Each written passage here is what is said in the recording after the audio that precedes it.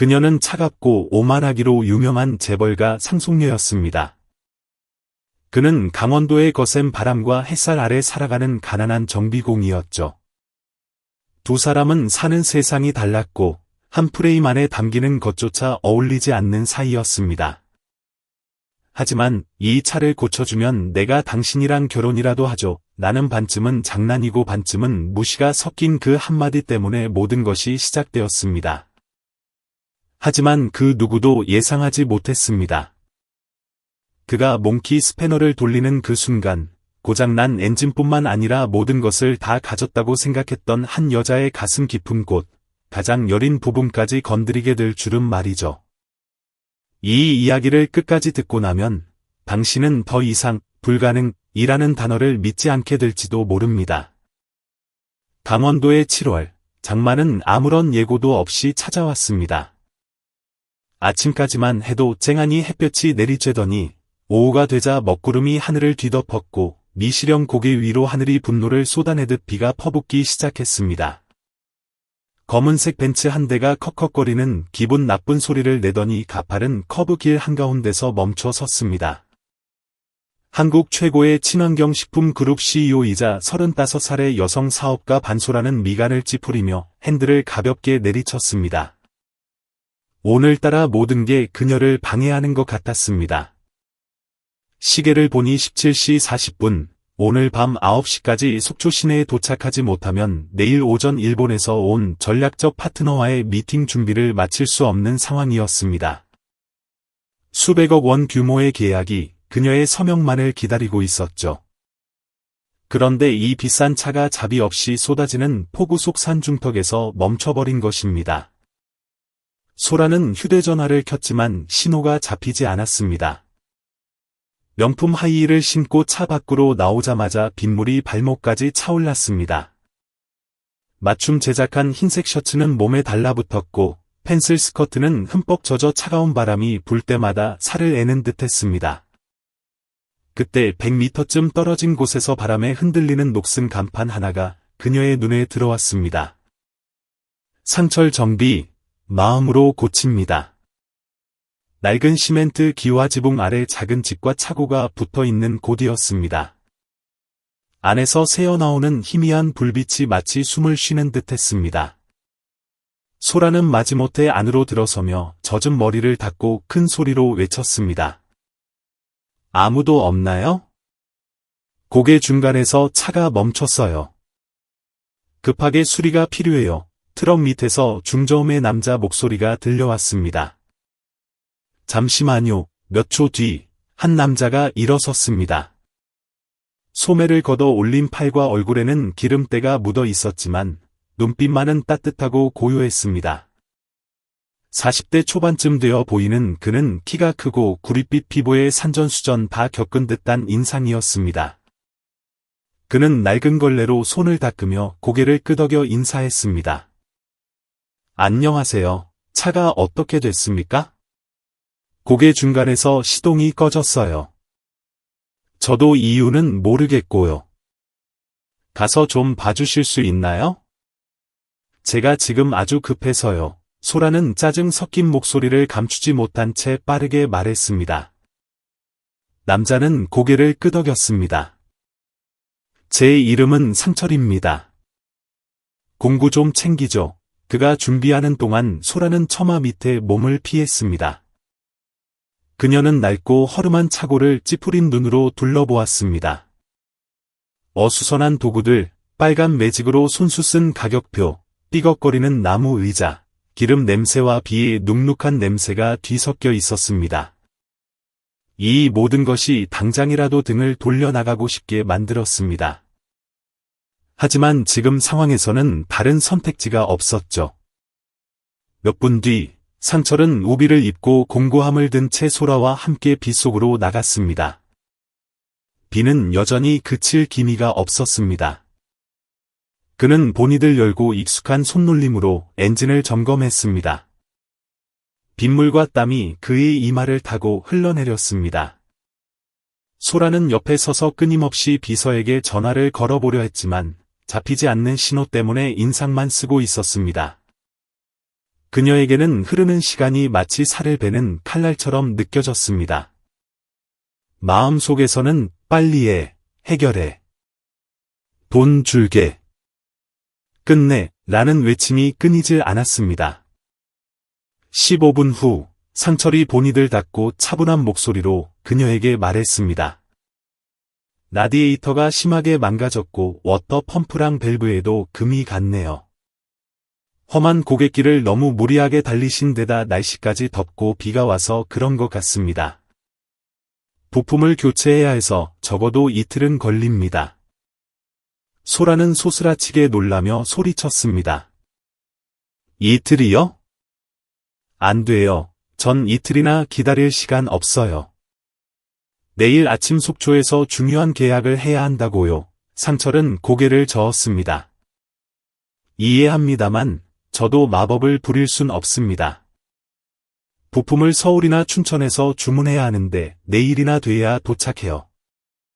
게다가 설치도 꼼꼼히 해야 하고 이런 고급차는 대충 손댈 수도 없습니다. 소라는 지갑을 꺼내며 단호하게 말했습니다.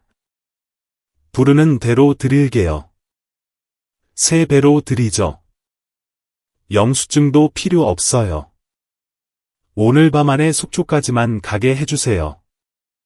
상철은 화를 내지도 않고 그저 슬프지만 단호한 눈빛으로 그녀를 바라보았습니다. 돈으로 시간을 살 순 없습니다. 어떤 일은 빠르면 오히려 틀린 것이고 틀린 건 위험합니다. 특히 자동차와 관련된 일이라면 더더욱요. 소라는 미간을 찌푸리며 으르렁대듯 말했습니다. 돈은 준다고 했잖아요. 오늘 밤 안에 차가 굴러가기만 하면 돼요. 다 고치고 나면 얼마든지 청구하세요. 상철이 말을 끊었습니다. 하지만 전 돈 때문에 안전을 팔진 않습니다. 침묵이 흘렀습니다. 밖에서는 마치 소라의 막막한 상황에 동조라도 하듯 비가 억수같이 쏟아지고 있었습니다. 그녀는 그를 빤히 쳐다보다가 불쑥 반쯤은 농담이고 반쯤은 비꼬는 투로 내뱉었습니다. 이 차를 오늘 밤 안에 고치면 제가 아저씨랑 결혼이라도 해드리죠. 상철은 아무 대꾸도 하지 않았습니다. 그저 옅은 미소를 지을 뿐이었습니다. 경멸도 조소도 아닌 그 기이할 정도로 평온한 미소의 소라는 흠칫 놀랐습니다. 그때 집안에서 어린아이 목소리가 들려왔습니다. 아빠, 누구야? 6살쯤 되어 보이는 여자아이가 토끼 잠옷을 입고 곰 인형을 안은 채 동그란 눈으로 쳐다보고 있었습니다. 아이는 아빠 곁으로 달려가 안기더니 호기심 어린 눈으로 소라를 바라보며 맑은 목소리로 말했습니다. 우리 아빠가 제일 기술 좋은 기술자야. 아빠는 다 고칠 수 있어. 소라는 멍하니 서 있었습니다. 아이의 목소리에 담긴 무언가가 그녀의 마음을 묘하게 울렸습니다. 상철은 딸을 안아 올리며 말했습니다. 담비야, 들어가 있어. 밖이 춥다. 하지만 담비는 들어가지 않고 머뭇거리며 소라를 바라보았습니다. 아줌마, 따뜻한 코코아 드실래요? 우리 아빠가 진짜 맛있게 타주는데 소라는 무엇 때문인지 자신도 모르게 고개를 끄덕였습니다. 아마도 그 티 없이 맑은 눈동자 때문이었거나 상철이 자신에게 굽신거리지도 물건을 팔려고 애쓰지도 않는 태도 때문이었을 것입니다. 어쩌면 난생 처음으로 자신이 아무것도 아닌 존재처럼 느껴졌기 때문일지도 모릅니다. CEO도, 높은 지위도, 권력도 없이 그저 빗속에 서 있는 춥고 지치고 무력한 한 명의 여자일 뿐이었으니까요. 그리고 무심코 던진 그 농담 같던 한마디가 상상조차 못했던 여정의 시작점이 되었습니다. 돈으로 모든 것을 사던 사람이 아닌 가장 평범한 사람들로부터 삶을 다시 배우게 되는 그런 여정 말입니다. 천둥 소리가 하늘을 가르고 여전히 빗소리가 들려왔지만 소라의 마음 속에는 처음으로 기묘한 고요함이 찾아왔습니다. 소라는 집 구석에 있는 낡은 나무 의자에 앉아 있었습니다. 흠뻑 젖은 명품 옷은 온돌 바닥에 놓인 작은 난로에서 나오는 따뜻한 바람에 서서히 말라가고 있었습니다. 테이블 위에는 김이 모락모락 나는 코코아가 놓여 있었는데 6살짜리 아이가 탔다고는 믿기지 않을 만큼 꼼꼼하게 우유 거품이 올려져 있었습니다. 처음 몇 분간은 아무도 말이 없었습니다. 작은 집 안에는 코코아 향과 옆차고에서 배어나온 기름 냄새가 섞여 있었지만 어쩐 일인지 소라는 출장 때마다 묵던 최고급 호텔 스위트룸보다 이곳이 더 숨쉬기 편하다고 느꼈습니다. 상철은 부엌 구석에서 벗겨진 전선을 묵묵히 고치고 있었습니다. 담비는 소라 맞은편에 앉아 낡은 곰 인형을 안고 다리를 달랑거리며 낯선 아줌마를 빤히 쳐다보았습니다. 한번 드셔보세요. 아빠가 가르쳐준 대로 탄 거예요. 담비가 마치 대단한 발견이라도 한 듯 들뜬 목소리로 말했습니다. 소라는 잔을 들어 한 모금 마셨습니다. 우유의 부드러운 단맛과 코코아의 쌉싸름한 맛이 혀끝을 감돌아 목으로 넘어갔습니다. 특별할 것 없는 맛이었지만 이상하게도 그 어떤 비싼 음료에서도 느껴보지 못한 다정함과 따스함이 전해졌습니다. 정말 맛있네. 그녀가 옅은 미소를 지으며 작게 말했습니다. 담비는 기뻐서 허리를 꼿꼿이 세우며 활짝 웃었습니다. 그럴 줄 알았어요. 아줌마가 저 칭찬해준 첫 번째 손님이에요. 소라는 고개를 끄덕이며 무의식적으로 방 안을 둘러보았습니다. 벽에는 낡은 사진들이 걸려 있었습니다. 갓난아기 담비를 안고 있는 상철의 돌잔치 사진, 마을 축제에 간 부녀의 사진, 그리고 상철과 담비, 그리고 앳되지만 차가운 눈매를 가진 미모의 여자가 함께 찍은 가족 사진도 있었습니다. 사진 속의 여자는 웃지 않고 있었습니다. 소라는 그녀가 상철의 전처일 거라 짐작했습니다. 아내분은 어디 가셨나요? 상철이 난로 근처 의자에 앉으려 돌아왔을 때 그녀가 불쑥 물었습니다. 상철은 잠시 멈칫하며 올려다보았습니다. 그는 뜨거운 차를 테이블에 내려놓으며 작게 한숨을 쉬었습니다. 떠났습니다. 그의 대답은 무겁지 않았지만 공기를 차분하게 만들기엔 충분했습니다. 7년 전, 담비가 돌을 지난 직후에요. 소라는 침묵했습니다. 소라는 상철처럼 소박하고 말수가 적으며 헌신적인 남자가 버림받을 수도 있다는 사실을 상상하기 힘들었습니다. 우린 서울에 살았었습니다. 저는 산업기계 엔지니어였고 아내는 라이브 카페 가수였죠. 신혼 때는 넉넉하진 않아도 부족함은 없었는데 공장 사고로 제가 억울하게 해고를 당하고 돈이 마르기 시작했습니다. 아내는 지쳐가기 시작했죠. 어느 날 식탁 위에 쪽지 한 장만 남기고 사라졌습니다. 작별 인사도 없이요. 그는 말을 멈추고 곰 인형을 가지고 노는 딸을 바라보았습니다. 아내를 원망하진 않아요. 누구나 자신이 원하는 삶을 선택할 이유가 있으니까요. 저는 남는 걸 선택했습니다. 제가 놓아버리면 이 아이는 정말 아무도 없게 되니까요. 소라는 무슨 말을 해야 할지 몰랐습니다. 그의 이야기는 그녀를 멈칫하게 만들었습니다. 엔지니어 출신이라면 지금쯤 에어컨 나오는 회의실에 앉아있을 법한 사람이 강원도 시골로 내려와 낡은 차고를 짓고 막노동과 딸에 대한 사랑만으로 살아간다니요. 후회해 본 적 없으세요? 식어가는 코코아 잔을 바라보며 그녀가 물었습니다. 상철은 어색하지 않은 옅은 미소를 지었습니다. 처음엔 그랬죠. 하지만 갈수록 깨닫게 됐습니다. 전 잃은 게 없다는 거요. 전 살아있고 제가 잘하는 일을 하고 있고 사랑스러운 딸이 있고 매일 기름때 묻은 제 손으로 번 돈으로 존중받으며 살고 있으니까요. 소라는 다시 침묵했습니다. 그의 말은 지난 수년간 돈과 권력, 명예로 덮어두려 했던 그녀 마음속 균열 사이로 물방울처럼 스며들었습니다. 그녀는 자신의 부모님을 떠올렸습니다. 성장하는 동안 한 번도 진정으로 곁에 있어준 적 없던 두 분. 평창동 저택에서 가정부, 집사, 운전기사는 있었지만 따뜻한 포옹 한 번 받아본 적 없이 자랐습니다. 부모님은 오직 그녀가 자랑할 만한 성과를 냈을 때만 나타났습니다. 우등상, 국제대회 상장, 뛰어난 경영 실적 같은 것들이 있을 때만요.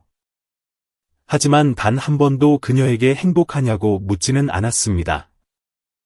소라는 나직하게 물었습니다. 딸이 아빠를 원망할까 봐 겁나진 않으세요? 풍족하게 해주지 못해서요. 상철은 이번에는 흔들림 없는 눈으로 그녀를 바라보았습니다. 물론 겁나죠.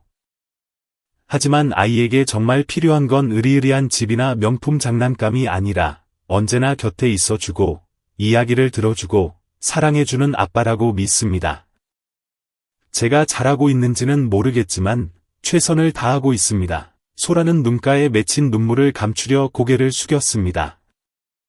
방이 너무 따뜻해서인지 아니면 그의 말이 너무나 진실해서인지 알 수 없었습니다. 소라 아줌마, 담비가 조용히 불렀습니다. 아줌마는 아이 있어요. 소라는 고개를 들어 옅은 미소를 지으며 고개를 저었습니다. 아니, 아줌마는 아직 결혼도 안 했어. 왜요?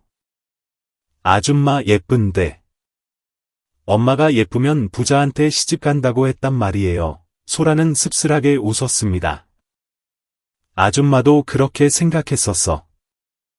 그런데 부자라고 해서 외롭지 않은 건 아니더라. 담비가 고개를 갸웃거렸습니다. 그럼 우리 아빠랑 결혼하면 안 외롭지 않을까요? 소라와 상철 모두 깜짝 놀랐습니다.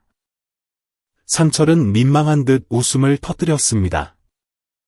담비야, 쓸데없는 소리 하면 안 돼. 소라는 어떻게 반응해야 할지 몰랐습니다.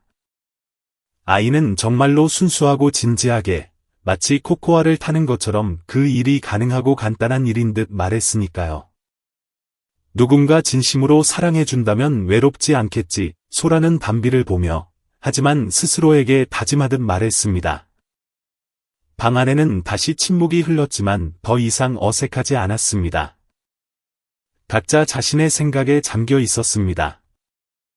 밖에는 여전히 비가 내리고 있었지만 바람은 잦아들었고 폭풍우는 지나간 듯했습니다. 그리고 그 작은 집 안, 노란 불빛과 낡은 벽시계의 초침 소리 사이로 무언가가 조용히 변하고 있었습니다. 소라는 등받이에 몸을 기대고 눈을 감았습니다. 몇 달 만에 처음으로 계약서나 주식, 숫자를 생각하지 않고 오직 코코아 향과 아이의 웃음소리, 그리고 돈 앞에 고개 숙이지 않는 한정비공의 담담한 시선만이 느껴졌습니다. 내일이 어떻게 될지, 회의에 늦지는 않을지, 돌아가면 자리를 지킬 수 있을지 아무것도 알 수 없었습니다. 하지만 지금 이 순간만큼은 이곳을 떠나고 싶지 않았습니다. 아직은 때가 아니었습니다. 때로는 인생이라는 고개에서 멈춰 서야만 길을 제대로 고쳐줄 사람을 만날 수 있는 법이니까요. 날이 밝아오자 빗줄기는 작별 인사처럼 가늘어졌습니다. 상철의 작은 집에서 소라는 평소보다 일찍 눈을 떴습니다. 얇은 요가 깔린 나무 바닥에서 자느라 허리는 좀 뻐근했지만 신기하게도 정신은 맑았습니다. 이런 곳에서 밤을 보낸 건 처음이었습니다. 푹신한 침대도, 에어컨도, 고급 커튼도 없이 낡은 담요 한 장과 부엌에서 나는 희미한 밥 짓는 냄새, 그리고 아빠 곁에서 곤히 잠든 아이의 숨소리만 있었습니다. 소라는 일어나 조용히 창가로 갔습니다. 밖은 안개가 자욱했고 처마 및 나뭇잎에 맺힌 빗방울이 새벽빛을 받아 반짝였습니다. 뒤뜰에서 부스럭거리는 소리가 들려 호기심에 나가보았습니다. 상철이 아궁이에 불을 지피고 있었습니다. 쪼그려 앉아 부채질하는 그의 얼굴에 불빛이 비쳐 강인한 턱선이 부드러워 보였습니다. 옆에는 텃밭에서 갔다 온 채소 바구니와 흙 묻은 고구마가 있었습니다.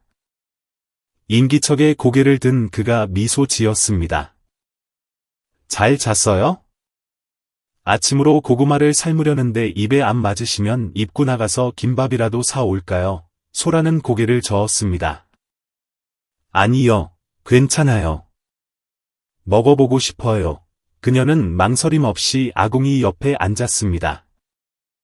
그 순간 권력의 정점에 있는 여성 CEO와 시골 정비공 사이의 거대한 벽이 허물어지는 것 같았습니다. 요리 자주 하세요. 타오르는 불꽃을 바라보며 그녀가 물었습니다.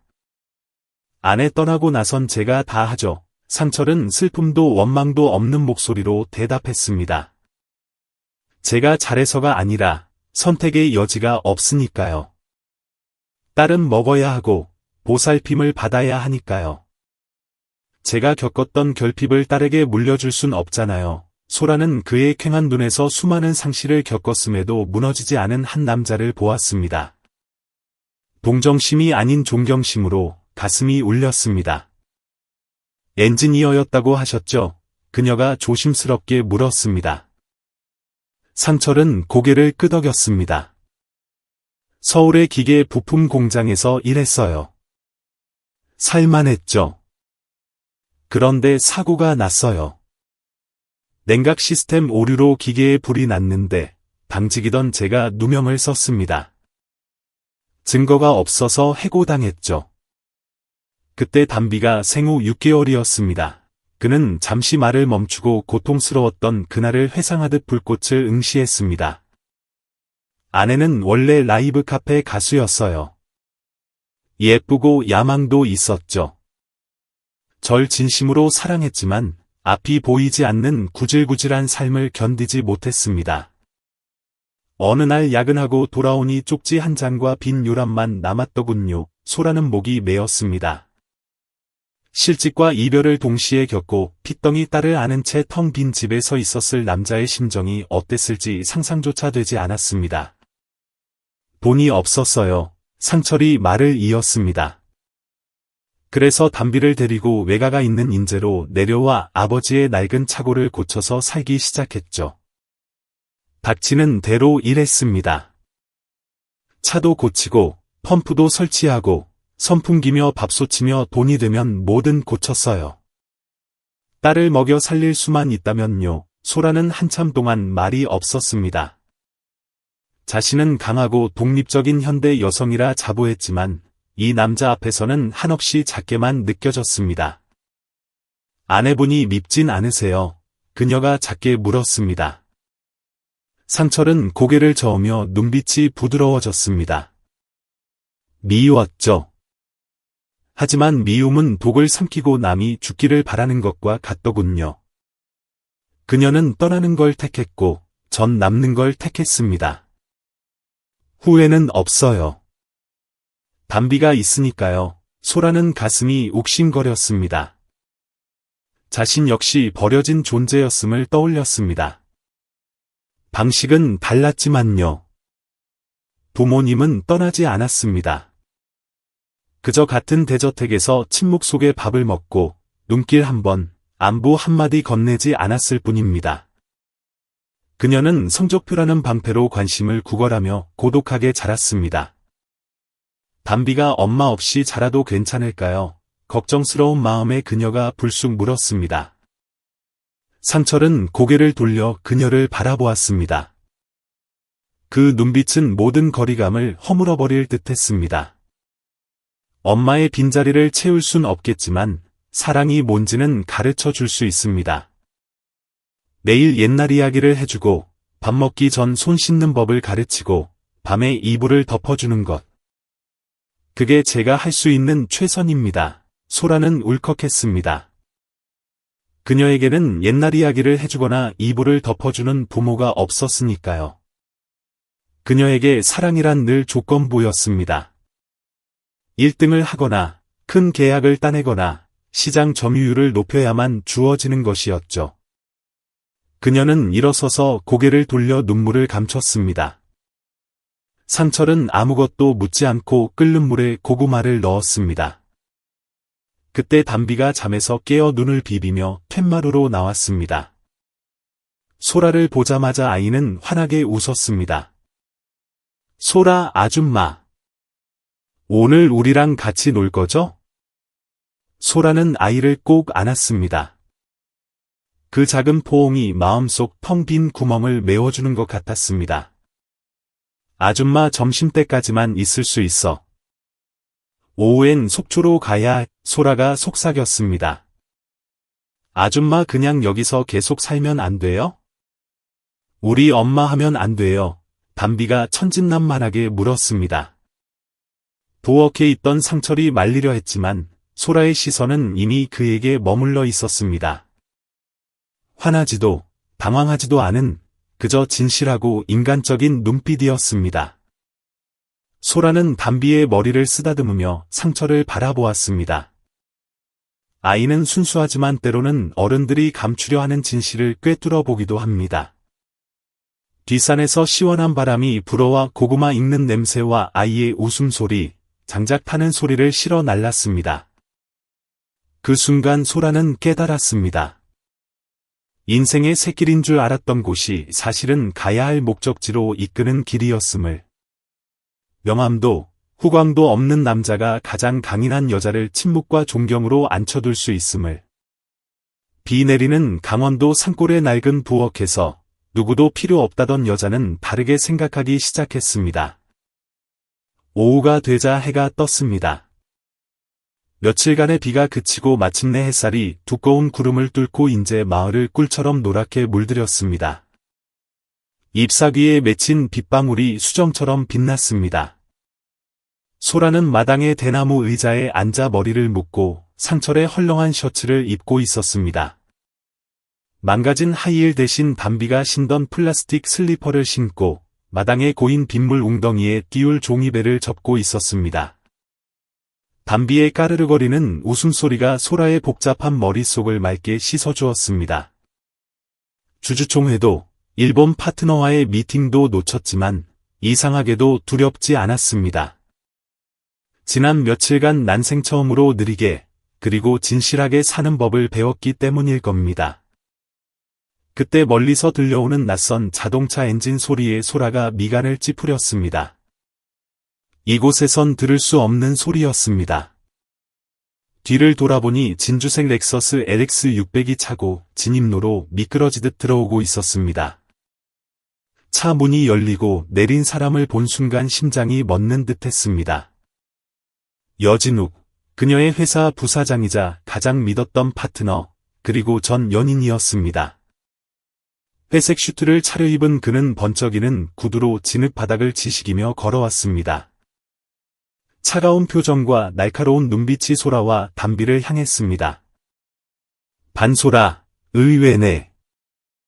진욱은 비아냥거림과 분노가 섞인 목소리로 말했습니다. 말 한마디 없이 3일이나 잠적하더니 여기서 소꿉놀이나 하고 있었어. 소라는 반사적으로 담비를 끌어안았습니다. 두려워서라기보다 진욱이 뿜어내는 붓기 어린 기운으로부터 아이를 보호하고 싶어서였습니다. 여기까진 웬일이야? 그녀가 애써 침착하게 물었습니다. 널 찾으러 왔지. 진욱이 낮지만 날선 목소리로 다가왔습니다. 넌 올해 가장 중요한 회의에 불참했어.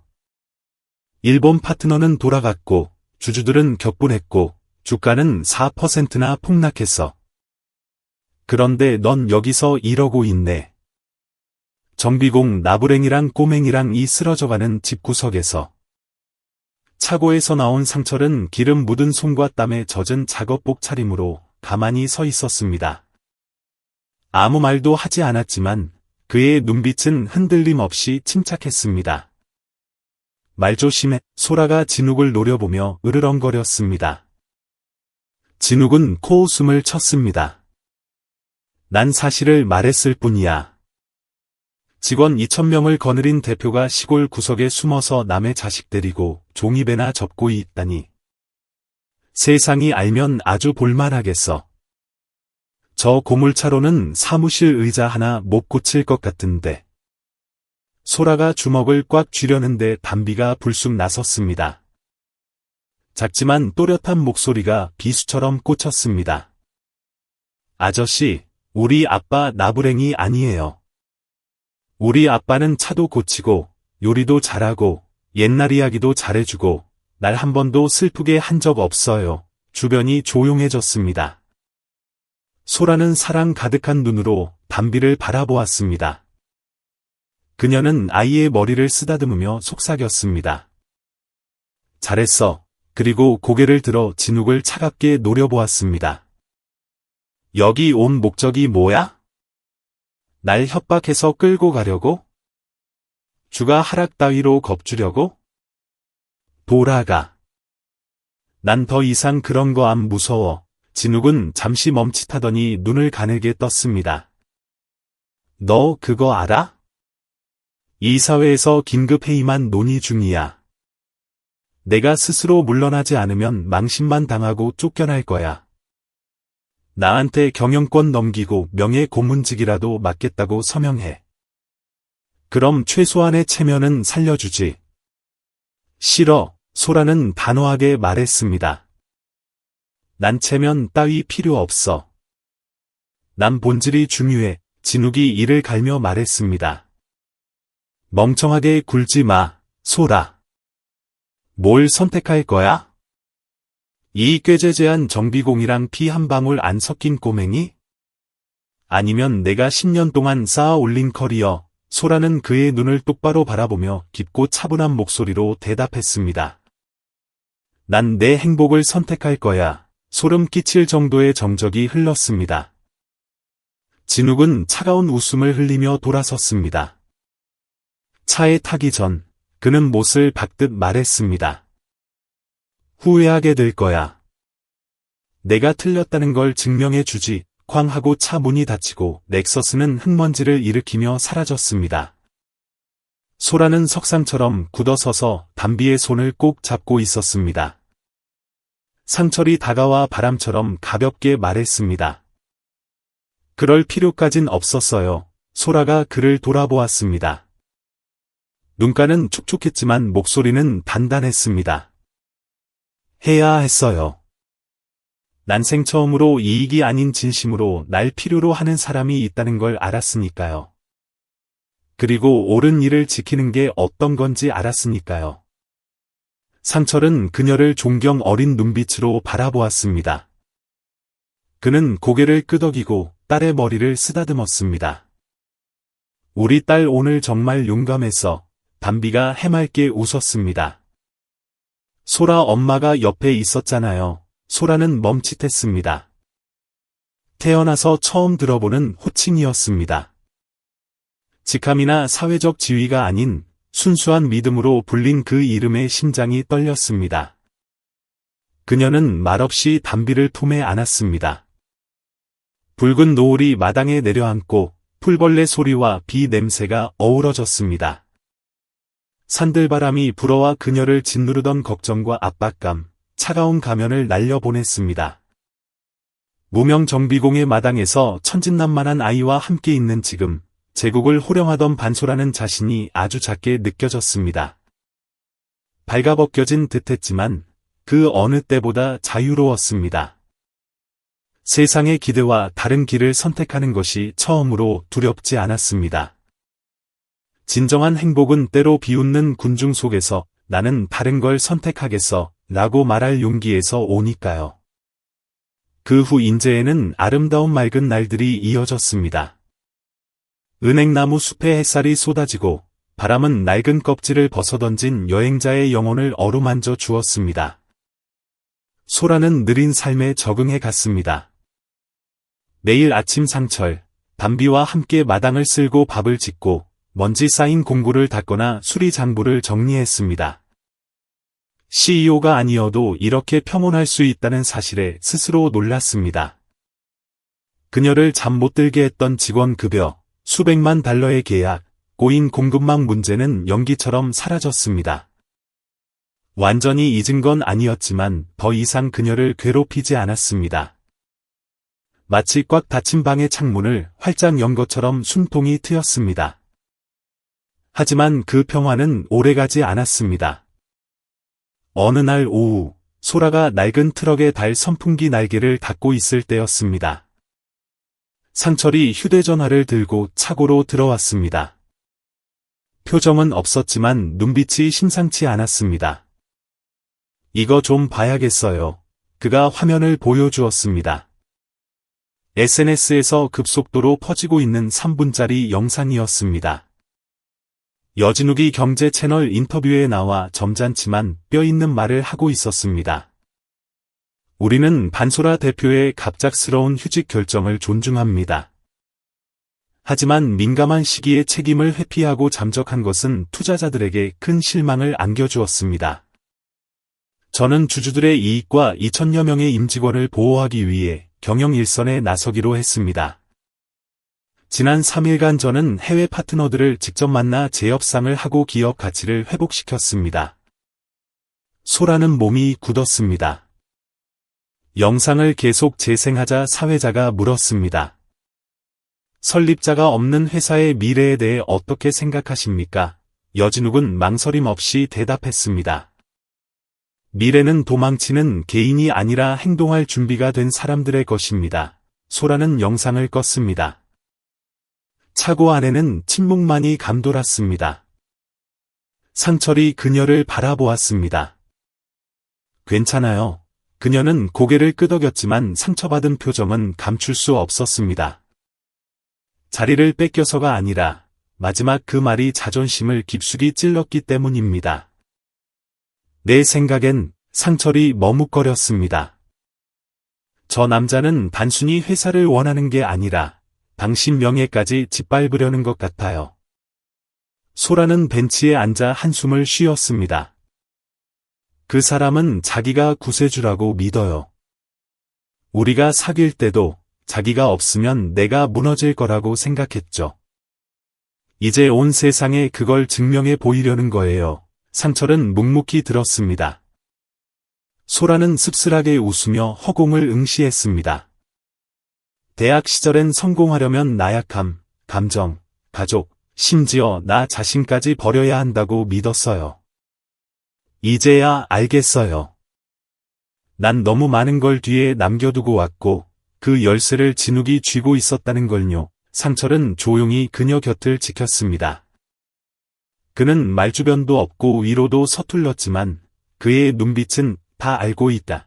떠나지 않겠다고 말하고 있었습니다. 그날 밤 소라는 잠을 이루지 못하고 마당에 나와 앉았습니다. 보름달이 젖은 시멘트 바닥을 환하게 비추고 있었습니다.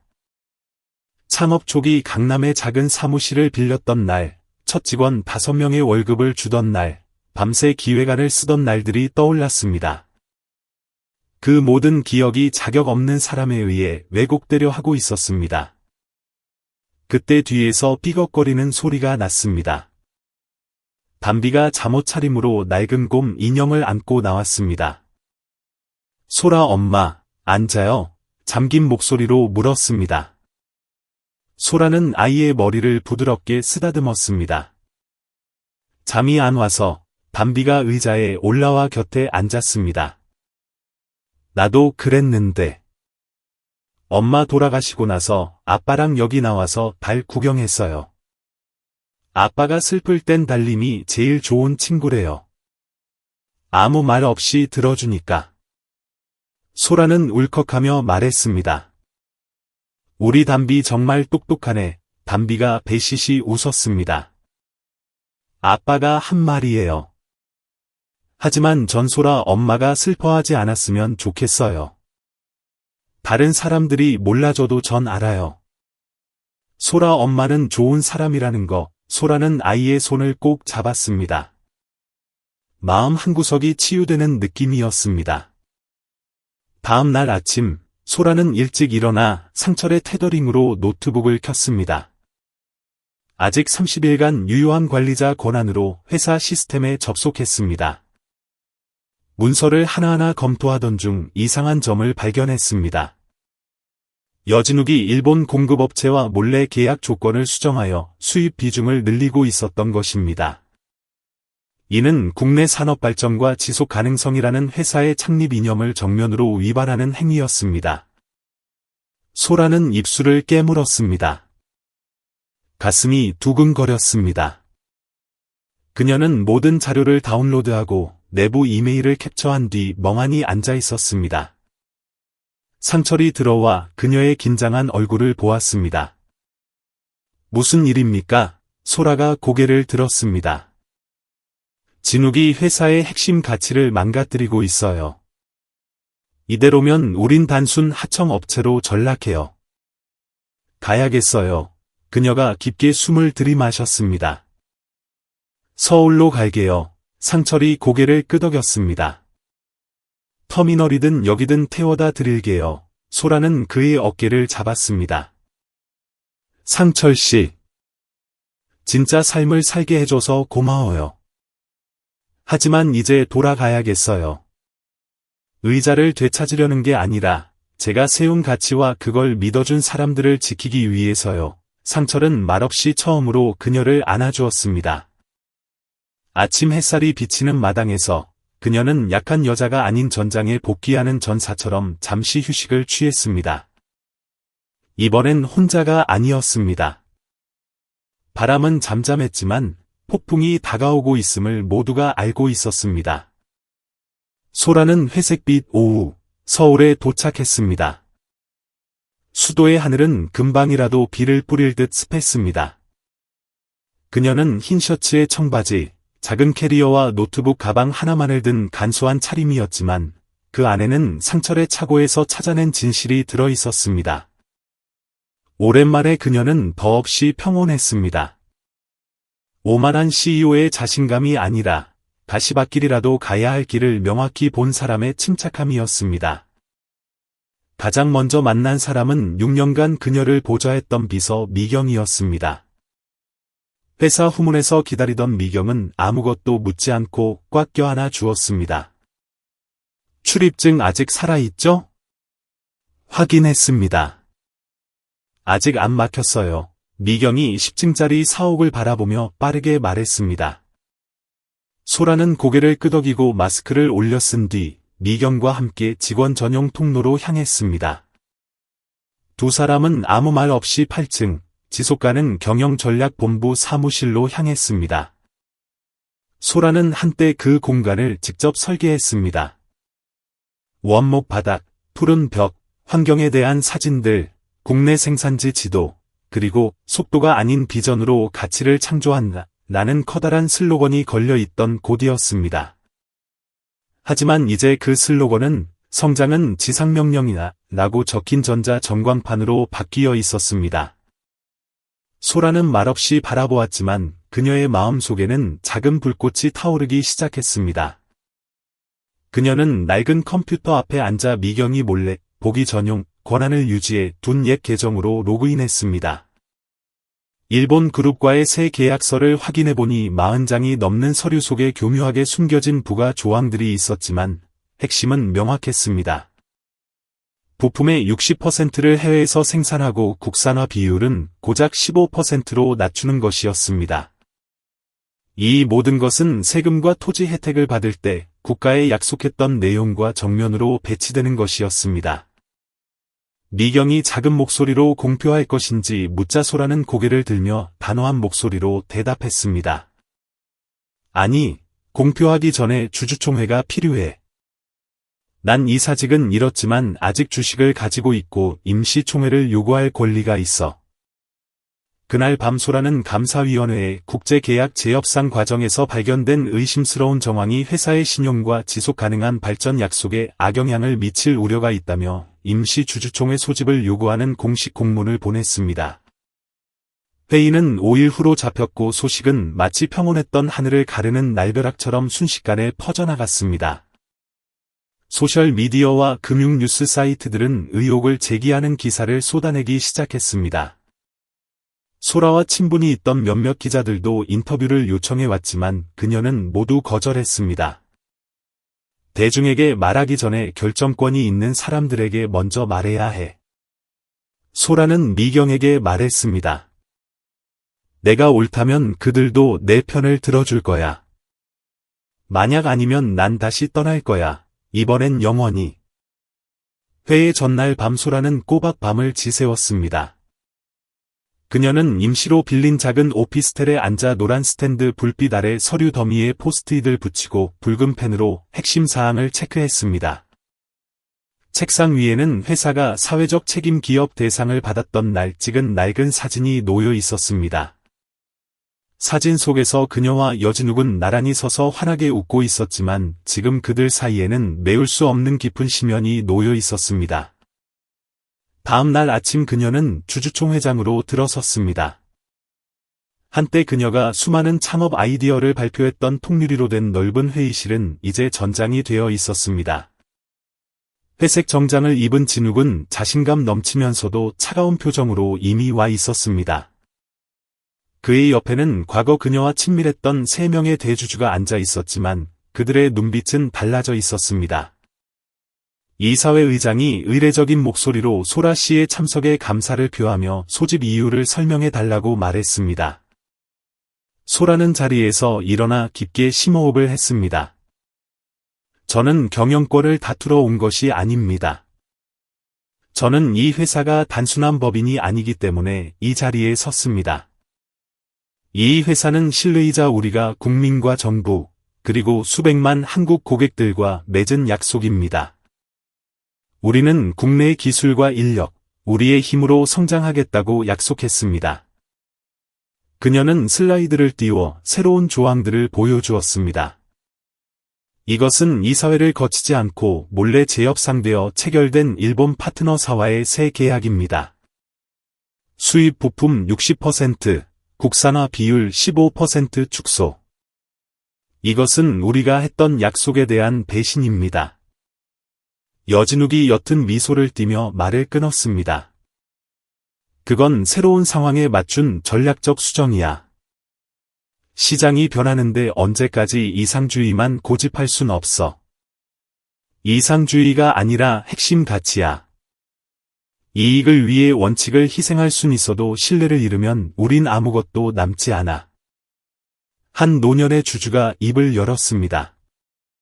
소라 씨, 한 달 가까이 회사를 떠나 있다가 돌아와서 이 계약이 해롭다는 증거라도 있어? 소라는 지난 3일간 급하게 의뢰받은 독립기관의 리스크 분석 보고서를 화면에 띄웠습니다.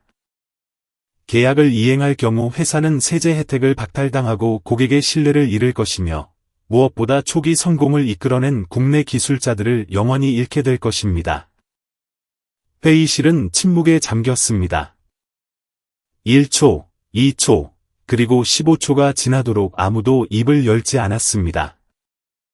마침내 여진욱이 차갑게 웃으며 말했습니다. 알겠어. 도덕이라는 무기를 써서 회사를 되찾고 싶은 거군.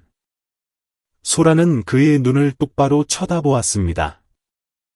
난 되찾을 생각 없어. 단지 우리가 함께 만든 것이 싸구려 돈벌이 수단으로 변질되지 않기를 바랄 뿐이야.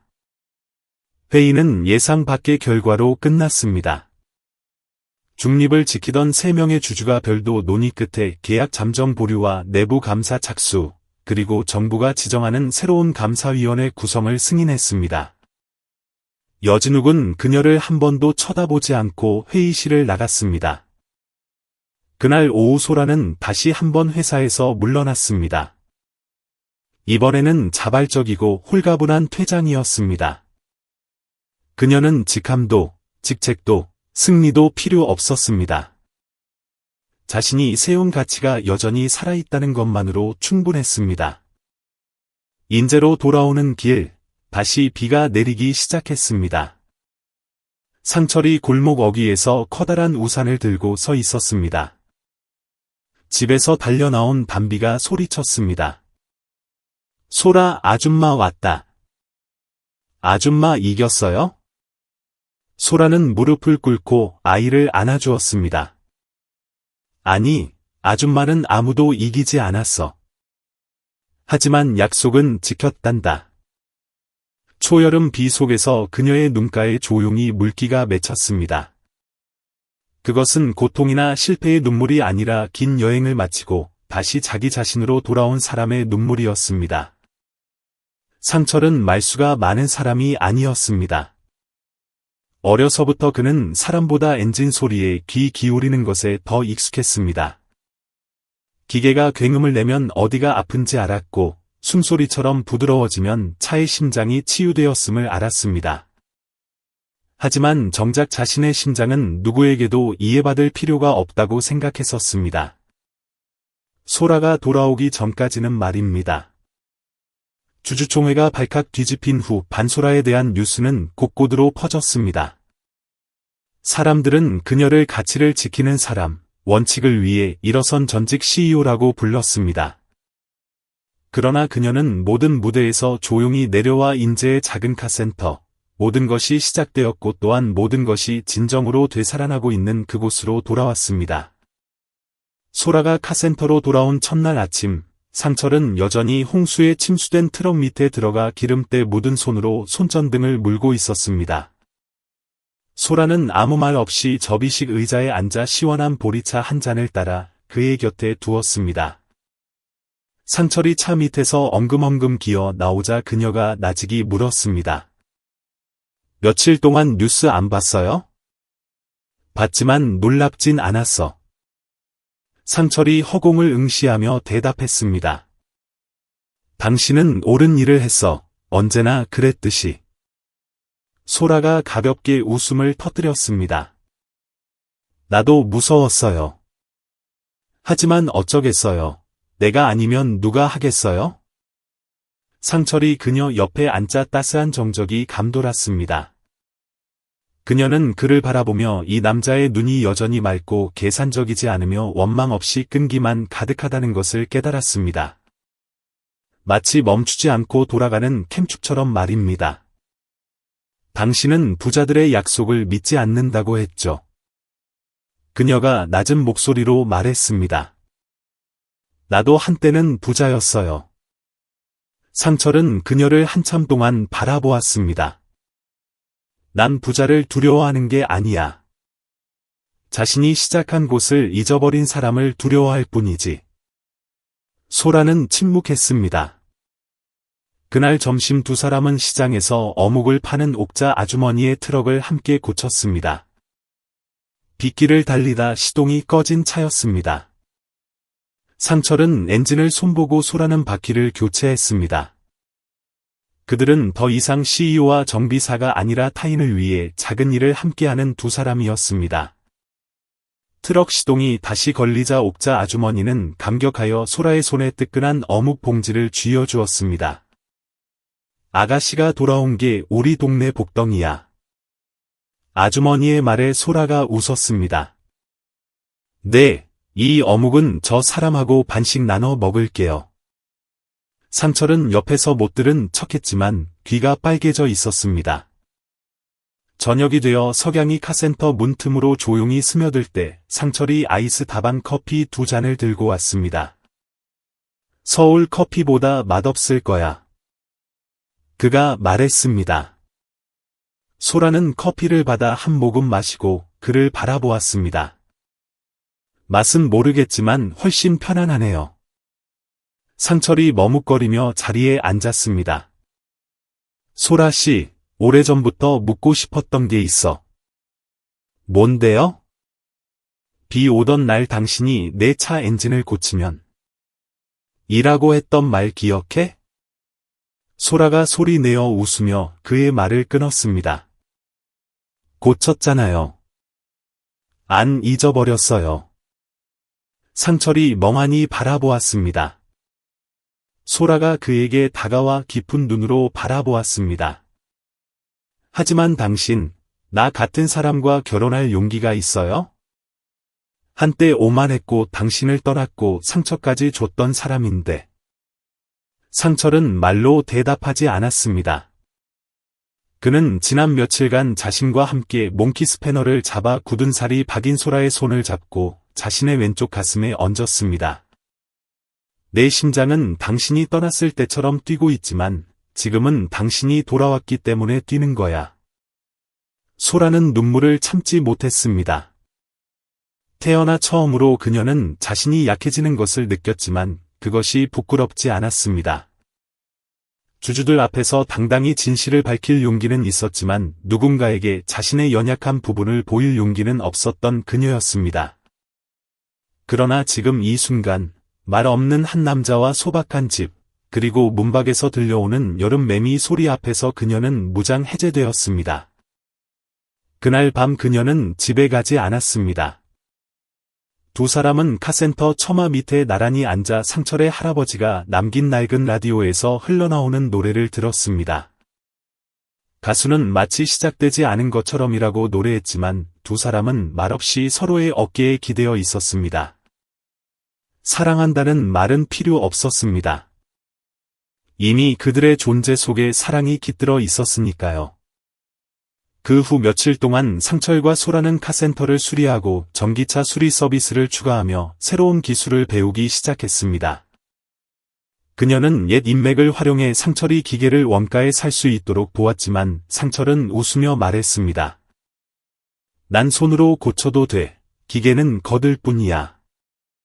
소라는 대기업의 주식을 그대로 보유하고 있었지만 경영에 복구하지 않았습니다. 대신 지역의 청년 기업가들을 위한 독립 고문이 되어 지속 가능한 창업에 대한 강의를 열었습니다. 수강생은 주로 지방 대학생, 전직을 원하는 노동자, 그리고 상철처럼 거리에서 기술을 배운 사람들이었습니다. 첫 수업 날 소라는 그 비 오는 밤 시동이 꺼진 엔진 이야기와 운명이 된 농담, 그리고 차뿐만 아니라 자신의 마음까지 고쳐준 정비사 이야기를 들려주었습니다. 창업은 고층 빌딩에서 시작하는 것이 아닙니다. 그녀가 말했습니다. 어디를 가든 처음 시작한 곳을 잊지 않겠다는 자기 자신과의 약속에서 시작됩니다. 사람들이 박수를 보냈고 교실 뒤편에 앉은 상철은 조용히 미소 지었습니다. 마당에는 옥자 아주머니의 낡은 트럭이 경적을 빵빵 울리며 인사하듯 지나갔습니다. 8월의 하늘은 구름 한 점 없이 맑고 푸르렀습니다. 소라는 교실 문 밖으로 나와 카센터를 바라보았습니다. 산들바람이 머리카락을 스치고 지나갔고 그녀의 마음속에는 성공이 아닌 평온함에서 피어난 꽃이 만개했습니다. 그리고 상철의 가슴속 어딘가에서 그가 오랫동안 조심스럽게 지켜온 엔진이 이제야 비로소 유일한 주인을 만나 다시 힘차게 박동하기 시작했습니다. 가을비가 사흘 내내 추적추적 내렸습니다. 인제는 마치 서울에서 밀려오는 거대한 파도를 위한 배경음악처럼 고요해졌습니다.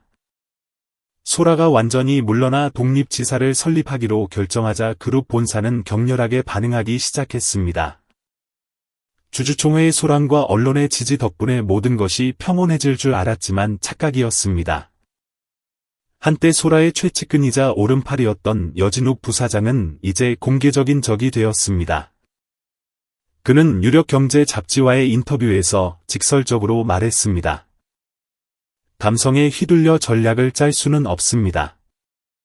우리는 주주를 위해 일하는 것이지 녹색 환상을 쫓는 몽상가가 아닙니다. 하루 뒤 소라의 내부 문건들이 인터넷에 유포되었습니다.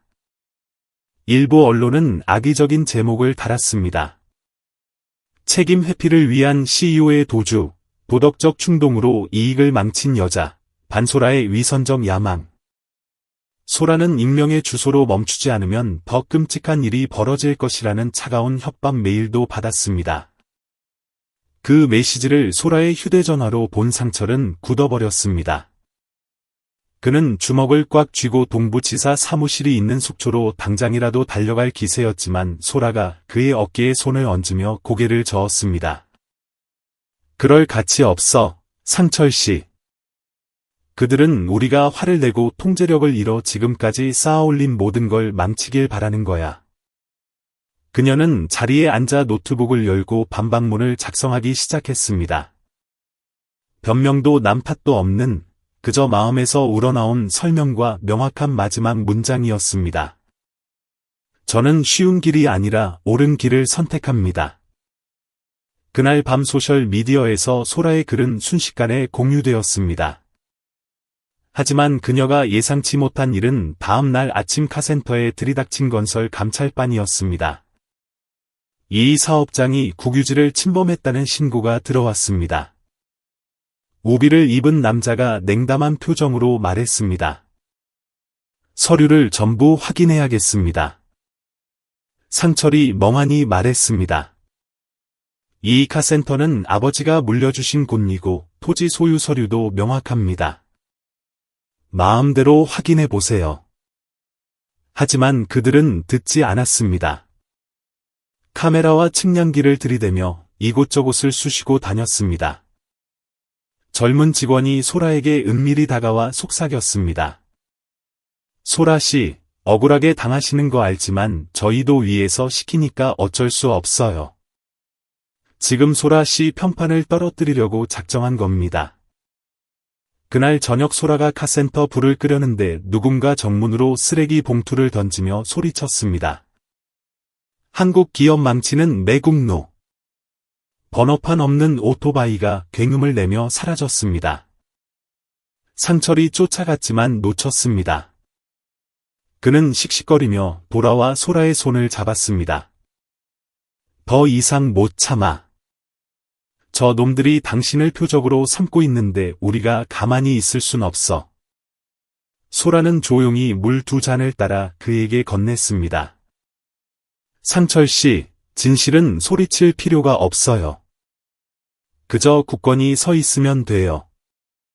난 우리 아이가 나중에 협박으로 이기는 세상에서 자라게 하고 싶지 않아요. 상철은 괴로워하며 앉았습니다. 하지만 포기하고 싶다는 생각 안 해봤어. 그녀는 그를 한참 바라보다 나직이 말했습니다. 했죠. 하지만 옥자 아주머니, 창업 수업 듣는 학생들, 그리고 당신을 생각했어요. 내가 포기하면 그 모든 걸 배신하는 거니까요. 다음 날 소라는 새로운 사업 계획을 발표했습니다. 소라 앤드 상철 카센터. 단순한 정비소가 아니라 강원도의 실직 청년들을 위한 직업훈련센터를 겸하는 곳이었습니다. 상철은 기술 교육을, 소라는 전략과 운영을 맡기로 했습니다. 그러자 상대방은 즉각 민사 소송을 제기하며 소라가 전략정보보안 서약을 위반했다고 주장했습니다. 그들은 30억 원의 배상금을 청구하고 12개월간 모든 사업 활동 중단을 요구했습니다. 이 소식은 여론에 기름을 부었습니다. 기업이 개인에게 휘둘려선 안 된다는 쪽과 소라가 비즈니스의 양심에 불을 켰다는 쪽으로 나뉘어 논쟁이 벌어졌습니다. 하루 뒤 뉴스에는 인제 주민 수백 명이 소라를 응원하기 위해 카센터 앞으로 모여들었다는 보도가 나왔습니다. 그들은 시위도 구호도 없이 그저 조용히 줄을 서 있었습니다. 채소를 가져온 사람, 생수를 들고 온 사람, 갈색 봉투에 현금을 담아 온 사람도 있었습니다. 줄 맨 앞에 있던 옥자 아주머니가 김이 모락모락 나는 떡볶이 한 접시를 문턱에 놓으며 말했습니다. 소라 씨, 겁내지 마요. 우리가 여기 있어요. 소라가 울먹이며 밖으로 나오자 10살쯤 된 남자아이가 다가와 작은 양철 장난감 자동차를 그녀의 손에 쥐어주었습니다. 아줌마가 우리 아빠 차 고쳐주셨잖아요. 이젠 제가 이 차 고쳐서 아줌마 드릴게요. 소라는 아이를 껴안고 눈물을 쏟았습니다. 같은 시각 서울에서는 소라의 창업 초기 동료였던 노년의 변호사가 현 경영진의 정책에 반대해 회사를 떠난 전직 직원, 학자, 기업인 200여 명의 서명을 담은 탄원서를 제출했습니다. 그들은 우리는 이익보다 양심을 우선하는 사람들 편에 섭니다라고 선언했습니다. 법원은 더 명확한 증거를 요구하며 소송 심리를 연기했습니다. 언론의 압박과 사회적 파장, 그리고 지역 사회의 단결은 그룹을 공경에 빠뜨렸습니다. 주가는 폭락했고 여진욱은 언론에서 자취를 감췄습니다. 그리고 놀랍게도 표인수 회장이 소라에게 개인 이메일을 보냈습니다. 일이 너무 멀리 가게 해서 미안하네. 자네가 이겼어, 소라. 하지만 소라는 답장하지 않았습니다. 그녀는 묵묵히 카센터를 정리하고 수업을 열고 상철과 함께 훈련소 기계 설치를 시작했습니다. 저녁이 되자 카센터 뒤편의 작은 집에서 상철이 들꽃 다발을 식탁에 꽂으며 말했습니다. 내일 우리 개업식 하는데 하얀 원피스 입어줄 수 있어? 그의 눈이 반짝였습니다. 소라가 웃음을 터뜨렸습니다. 지금 청혼하는 거예요? 상철이 고개를 끄덕였습니다. 거대 기업 앞에서도 당당히 맞서면서 가난한 정비사와의 약속은 지킨 사람한테 청혼하는 거야. 그녀가 미소 지었습니다. 그럼 내일 회사 문 열고 저녁에 결혼식 해요. 밖에는 비가 그치고 대나무 숲 뒤로 초승달이 떠올랐습니다. 그들의 마음속에는 투쟁이 아닌 부활의 첫 씨앗을 뿌리는 새로운 시대가 시작되고 있었습니다. 그날 아침 인제의 공기는 쌀쌀했고 두터운 구름 사이로 햇살이 드문드문 비쳤습니다. 누구도 상상하지 못했던 날이었습니다.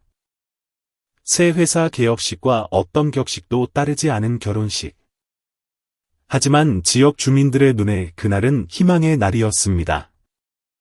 권력의 정점에 있던 도시 여자가 낡은 정비소와 가난한 기술자, 그리고 엄마 없는 아이를 선택한 날이었으니까요.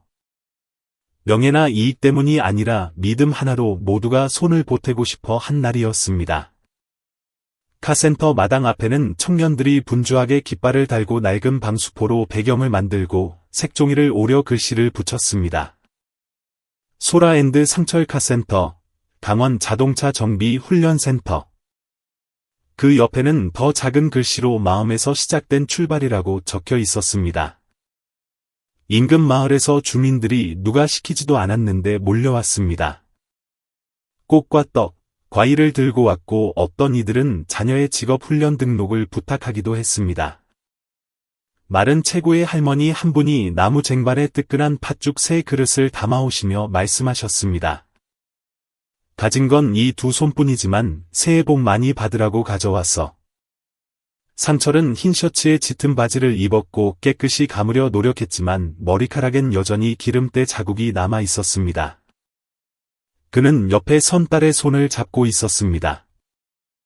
담비는 연보라색 개량 한복을 입고 기대감에 눈을 반짝였습니다. 해가 구름을 뚫고 나올 때 소라가 나타났습니다. 그녀는 심플한 하얀 원피스를 입고 머리를 자연스럽게 늘어뜨렸으며 아이들이 언덕에서 꺾어온 들국과 부케를 들고 있었습니다. 그녀가 걸어 나오자 사람들이 박수를 보냈습니다. 신부라서가 아니라 그녀에게서 어떤 위대한 상징을 보았기 때문입니다. 개업식은 소박하지만 감동적으로 진행되었습니다. 상철이 짧게 인사말을 했습니다. 우리는 돈을 벌기 위해서가 아니라 미래가 없다고 여겨지던 사람들이 다시 시작할 곳을 만들기 위해 이곳을 열었습니다. 그는 잠시 멈추고 소라를 바라보았습니다. 그리고 저는 빗소리와 엔진 소리 사이에서 제 인생의 동반자를 찾았습니다. 소라가 앞으로 나와 담담하게 말했습니다. 제가 엔진을 고치면 결혼하겠다고 했을 때 그가 고친 것이 엔진뿐만 아니라 제 안에서 오랫동안 녹슬어 있던 믿음이라는 걸 저는 몰랐습니다. 마당 가득 박수 소리가 울려 퍼지고 어린이 악대보의 드럼 소리와 함께 꽃가루가 날렸습니다. 바로 그 순간 검은색 고급 세단 한 대가 입구에 멈춰 섰습니다. 검은 정장을 입은 남자가 내렸습니다. 그룹 회장 표인수였습니다. 아무도 말을 하지 않았습니다. 숨소리조차 들리지 않았고 소라 역시 잠시 굳었습니다. 하지만 표 회장은 천천히 걸어와 선글라스를 벗고 두 손을 들어 화해의 제스처를 취했습니다. 회방 놓으러 온 게 아닙니다. 저 자신과의 약속 때문에 왔습니다. 반소라가 빈손으로 모든 걸 다시 일으켜 세운다면 내 고개를 숙이고 인정하겠다고 했었죠. 그는 작은 상자를 내밀었습니다. 소송 취하 공식 확인서와 회사와 무관한 개인적인 후원금이 든 봉투입니다. 사과의 뜻입니다. 소라는 바로 받지 않고 그를 쳐다보다가 상철과 사람들을 돌아보았습니다. 돈 때문이 아니라 사람은 때로 변할 수 있다고 믿기 때문에 받겠습니다. 그날 밤 정비소 안에서 결혼식이 열렸습니다. 철사로 대충 매단 알전구 불빛 아래 기름통을 뒤집어 만든 의자와 헌천을 깨끗이 빨아 덮은 나무 탁자가 놓여 있었습니다. 하지만 아무도 불평하지 않았고 이렇게 눈물 나는 결혼식은 처음이라며 감동했습니다. 담비가 무대 중앙에 서서 마이크를 잡고 소라 엄마에게 바치는 자작곡을 불렀을 때 감정을 주체할 수 있는 사람은 아무도 없었습니다. 아이는 서툰 발음으로 노래했습니다. 소라 엄마는 폭풍 뒤의 햇살처럼 나에게 왔어요. 상철 아빠는 바다를 안아주는 산처럼 나를 안아줘요. 우리 집은 가난하지만 웃음은 부자예요. 엄마, 아빠, 나를 혼자 두지 않아서 고마워요. 소라는 펑펑 울었습니다. 상철이 아이를 품에 안았고 주민들은 그들을 둘러싸고 박수를 쳤습니다. 그것은 형식적인 축하가 아니라 권력이나 혈연이 아닌 인간애로 맺어진 새로운 가족의 탄생을 믿는 사람들의 진심이었습니다. 밤이 깊어 하객들이 모두 돌아가고 상철과 소라는 희미한 불빛 아래 나란히 앉았습니다. 그가 그녀의 손을 잡았습니다. 난 내가 볼트와 너트하고만 어울리는 줄 알았어. 하지만 당신 덕분에 기술자도 시멘트가 아니라 심장으로 집을 지을 수 있다는 걸 믿게 됐어. 소라가 그의 어깨에 머리를 기댔습니다. 전 제가 KPI만 쫓는 경영 기계인 줄 알았어요. 하지만 당신 덕분에 포옹 한 번과 생강차 한 잔이 수천 장의 슬라이드보다 가치 있다는 걸 깨달았어요. 그들은 그렇게 앉아 있었습니다. 풀벌레 소리가 들려오고 카센터의 불은 꺼졌습니다. 인제 마을은 잠들었습니다. 하지만 그 고요한 밤, 두 개의 심장은 더 이상 과거의 역할에 매여 있지 않았습니다. 서로에게, 그리고 믿음과 공정함, 친절로 이 땅을 다시 세우겠다는 공동의 사명에 속해 있었습니다. 다음 날 아침 소라는 일찍 일어났습니다. 나무 창틀로 스며드는 햇살을 보며 그녀는 겉옷을 걸치고 마당으로 나갔습니다. 누군가 붉은 페인트로 벽에 글씨를 써 놓았습니다. 소라 앤드 상철, 카센터가 아니라 희망의 집. 그녀는 미소 지었습니다. 지붕 위로 까치 한 마리가 날아올랐습니다. 마치 새로운 시대를 알리는 신호 같았습니다. 더 이상의 폭풍도 다툼도 없이 소라와 상철이 한 걸음씩 함께 걸어갈 길만이 앞에 놓여 있었습니다. 3월의 하늘은 옅은 쪽빛으로 물들었고 동해에서 불어온 바람이 미시령 고개를 넘어 숲을 지나며 낡고 녹슨 표지판 앞에 선 소라의 머리카락을 흩날렸습니다. 표지판에는 희미하게 속초와 인제의 경계라고 적혀 있었습니다. 아래로는 굽이치는 도로가 숲과 구름 사이로 비단띠처럼 펼쳐진 푸른 계곡이 보였습니다. 상철이 버드나무 그늘 아래 오토바이를 세우고 김이 모락모락 나는 종이컵 커피 2잔을 들고 다가왔습니다. 춥지 않아? 그가 물으며 커피를 건넸습니다. 그녀는 가볍게 고개를 저으며 햇살이 반짝이는 바다 쪽 수평선을 응시했습니다. 예전에 스트레스 받을 때마다 혼자 여기까지 운전해 오곤 했어요. 두 지역의 경계, 과거와 미래의 경계에 서 있으면 모든 걸 다시 선택할 수 있을 것 같은 기분이 들었거든요. 상철이 고개를 끄덕이며 큰 바위에 앉아 아래쪽 길을 내려다보았습니다. 나도 낡은 트럭에 기계를 싣고 여길 지나다니곤 했지. 그때는 당신 같은 사람 손을 잡고 다시 이곳에 올 줄은 꿈에도 몰랐어. 소라가 그 옆에 앉아 잠시 침묵하다가 그를 돌아보았습니다. 복귀 제안을 받았어요. 더 높은 자리, 국내가 아니에요. 상철은 놀라지 않고 바라보았습니다. 그래서 거절했어? 생각할 시간이 필요하다고 했어요. 3일 주더군요. 바람 소리와 멀리서 들려오는 새소리가 두 사람 사이의 침묵을 채웠습니다. 상철은 말없이 그녀의 손을 살며시 잡았습니다. 소라가 숨을 내쉬었습니다. 다시 시작하는 건 두렵지 않아요, 상철 씨. 하지만 여기에 남으면 내 자신의 일부를 잃어버리는 게 아닐까 겁이 나요. 반대로 떠나면 이제 막 치유된 모든 걸 버리는 게 될까봐. 어떤 선택이 옳은 건지 모르겠어요. 상철이 잡은 손에 힘을 주었습니다. 절대적으로 옳은 선택은 없어.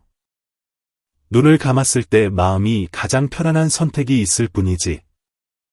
소라는 그를 한참 동안 바라보다가 그의 어깨에 머리를 기댔습니다.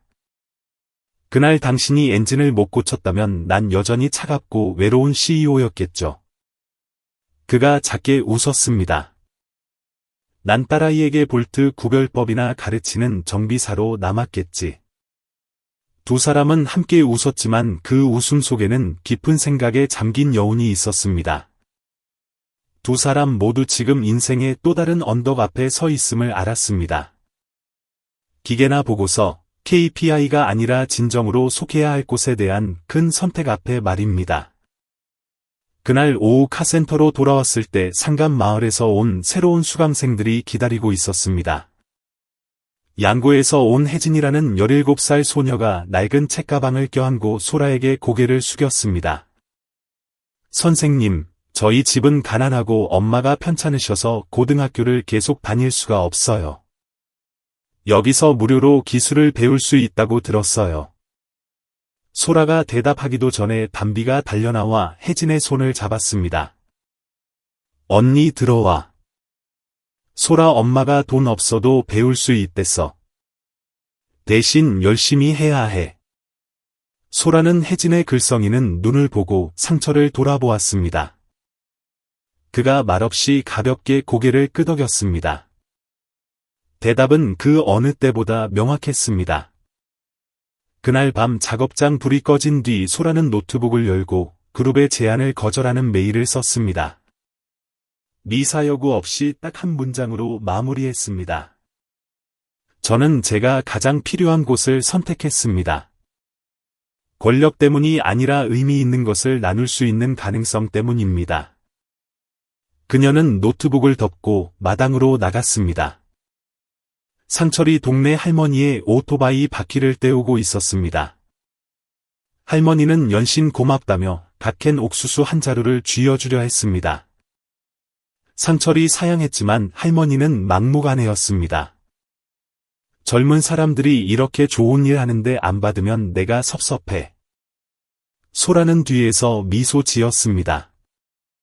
언제부턴가 낡은 카센터는 온 동네의 사랑방이 되어 있었습니다. 다음 날 아침 서울에서 온 젊은 기자가 찾아왔습니다. 흰 셔츠에 배낭을 메고 소형 카메라를 든 그는 소라에게 물었습니다. 소라 씨, 이곳의 무료 정비 교육에 대해 들었습니다. 짧은 다큐멘터리를 찍고 싶은데 괜찮을까요? 소라는 처음엔 주저했지만 뒤에 있는 수강생들의 기대에 찬 눈빛을 보고 고개를 끄덕였습니다. 그날 하루 종일 카센터는 기계 소리와 웃음소리, 인생을 다시 시작하려는 소박한 사람들의 이야기로 시끌벅적했습니다. 다큐멘터리는 다음 날 저녁 인터넷에 올라갔습니다. 아무도 예상치 못했지만 영상은 들불처럼 퍼져나갔습니다. 48시간 만에 조회수 300만 회를 넘겼습니다. 권력을 버리고 지역 사회를 위해 살아가는 CEO의 이야기에 수천 개의 감동 댓글이 달렸습니다. 영상 속 한 대목이 널리 공유되었습니다. 우리는 먹고 살기 위해 기술만 가르치지 않습니다. 실패해도 여전히 당신은 가치 있는 사람이라는 걸 기억하도록 가르칩니다.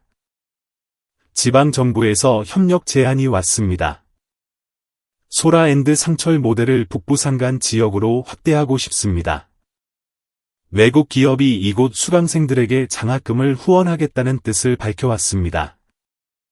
도시에서는 다른 CEO들, 소라를 의심했던 사람들, 심지어 퇴사 후 아내와 작은 빵집을 연 여진우까지 격려 메시지를 보내왔습니다. 달의 마지막 밤, 상철과 소라가 처마 밑에 앉아 임시 기숙사에서 잠든 수강생들을 바라볼 때 그가 나직이 물었습니다. 후회해? 소라가 그의 손을 잡았습니다. 후회해요. 남은 걸 후회하는 게 아니라 진작 이 길을 선택하지 못한 걸 후회해요. 그가 고개를 끄덕였습니다. 안 하는 것보다 늦게라도 하는 게 낫지. 소라가 그의 눈을 깊이 들여다보았습니다.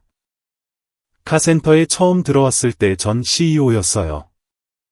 오늘 저는 아내이자 엄마, 나누는 사람, 그리고 느리게 사는 법과 진실되게 사는 법을 다시 배우는 학생이에요.